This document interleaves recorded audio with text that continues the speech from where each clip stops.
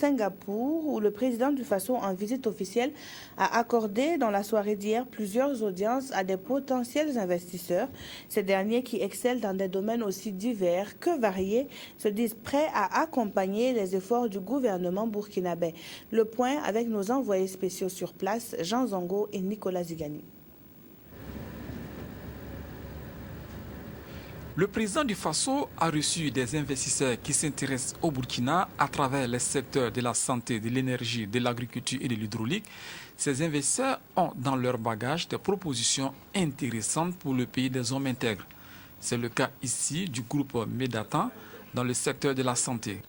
Ce que nous proposons, c'est en fait de construire une infrastructure qui va donc couvrir un certain nombre de secteurs de la santé.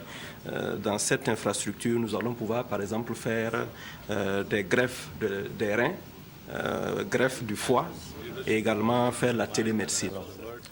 Même son de cloche pour le groupe Angélique qui excelle dans la construction des infrastructures hydrauliques avec une grande expérience. L'entreprise prévoit le démarrage de son chantier qui est le barrage de Ouessa en fin 2014.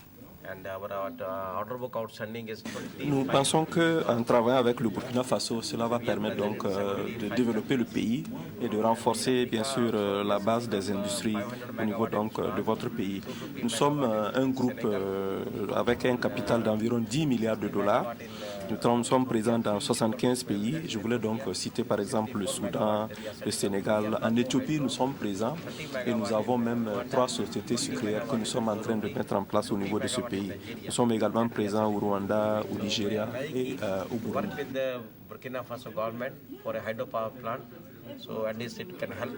Le groupe Sachdeva n'est pas un inconnu au Burkina. Il intervient dans le domaine de l'acier. Il s'intéresse aussi au secteur de l'énergie. On va discuter avec le président du Faso pour présenter un peu notre groupe.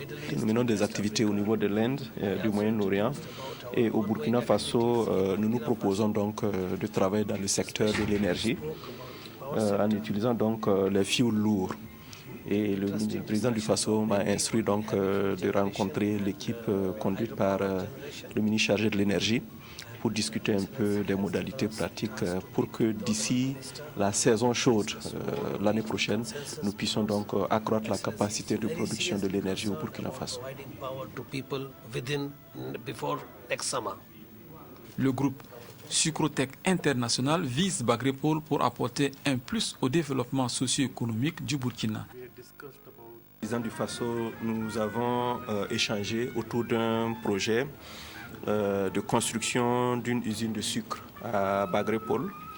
Et à travers donc cette usine, nous pensons bien sûr produire du sucre, mais également de l'éthanol et de l'électricité. Nous pensons qu'en réalisant ce projet, il est prévu une composante construction de dispensaires d'hôpitaux et également construction d'écoles. Nous pensons que ça va donc renforcer le développement socio-économique du pays. Il faut noter que la plupart de ces investisseurs reçus par le président du Faso ce jour viennent de l'Inde.